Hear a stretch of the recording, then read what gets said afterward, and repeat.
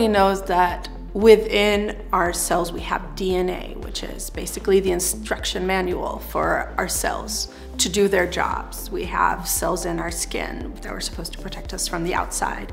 We have cells in our lungs that are supposed to help us breathe. Every single one of the cells in our body has exactly the same DNA, but in each cell they use it in a different way. And that same DNA is also the instruction manual for that very first zygote, the very first cell in the embryo to create a human being. And so it's really important to keep that information intact. We want to study really how cells preserve this information. Now, why do they need to preserve it? Because we live our lives in an environment that contains many agents that can harm our DNA. And when our DNA gets damaged, it can eventually cause the sequence of it to change.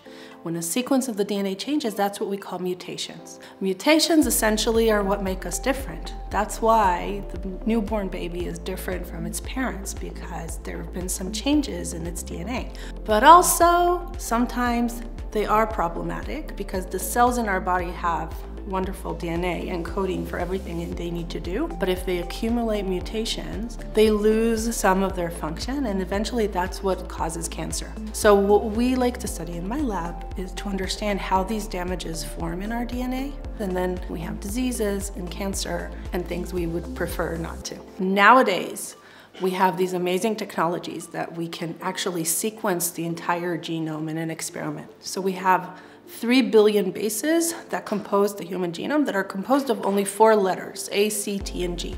And so in my lab, we have technologies that allow us to take cells in culture. We grow cancer cells in a plate, and then we treat them with things that we know cause damage. Like we have UV irradiation that we can do in the lab, create damages in the cells, and then we can sequence the genome and we can say exactly where the damages occur.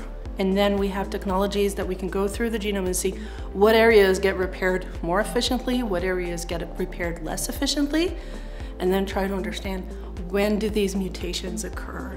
Today, we know that these mechanisms that the cell used to repair DNA are super important. How do we know that? Because we know that when they go wrong, when cells don't have these mechanisms, that's when you see bad things happen. So the more we learn about how these repair mechanisms work, we're getting better and better at finding the people at risk and helping them find cancer early. The other thing where I think we would like our research to go, is that once we understand how these systems work, we can maybe try to manipulate them, maybe learn what's wrong in the cancer cells and then target the cancer cells for therapy specifically.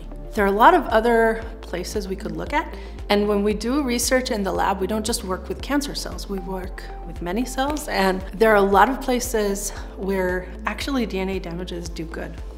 For instance, in our immune system, there is actually an interest for the cells to be different.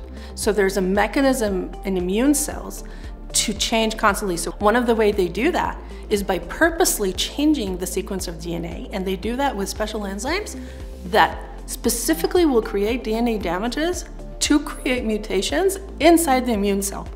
And so there are other places where we could start studying these things, but for now, I'm fascinated by mutations and cancer, and that's where we've been going.